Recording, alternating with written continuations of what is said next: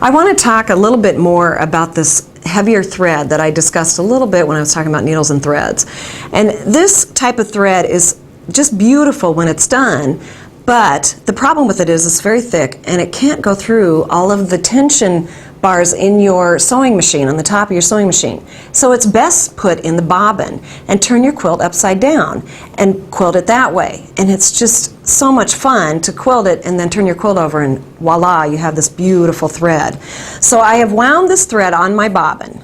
And then this is the back of my little quilt sample. So you see the front is pieced, and then I've put my quilting paper on the back of the quilt. I have just regular thin cotton thread on the top of my machine, and I have the really beautiful thicker thread in the bobbin. And you just quilt exactly the same way, just a little bit upside down. So it's not anything to be afraid of, and it's another option that gives you something really fun.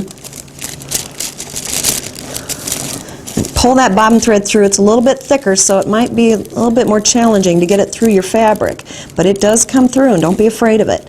And then I'm just going to stitch on my paper like I would doing any other design. And it's exactly the same. You do want to test on a sample quilt first to make sure that your tension's good and all of that, because it does change your tension just slightly. I had to tighten my top tension a little bit to get it quite right this time. But it just depends on what you've done prior to this. And so I'm just stitching it exactly the same way as I would anything else that I have done prior to this, and clipping my threads. And so that part of it does not change. The only thing I'm doing different is stitching from the back and not from the front. So you get an idea. I'm doing nothing different than what I've done in other projects that I've been working on.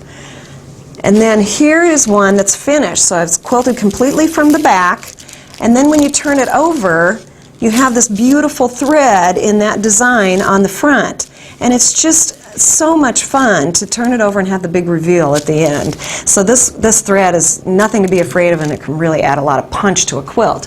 Here's another situation where you might want to quilt from the back. In this situation, the reason I wanted to quilt from the back was not because of the thread, but because of the pattern of the fabric on the back of the quilt.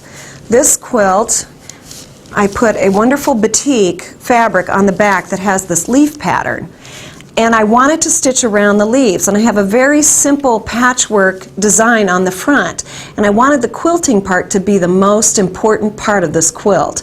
And so I stitched around the leaves from the back, and I think it's a 12 weight thread in the bobbin, and made that be my focal point of the front of the quilt. So here's the back of the quilt, and then the front of the quilt has these beautiful leaves quilted exactly like this back fabric. So that's another situation where you might want to quilt from the opposite side, and it gives you a lot more options of things you can do.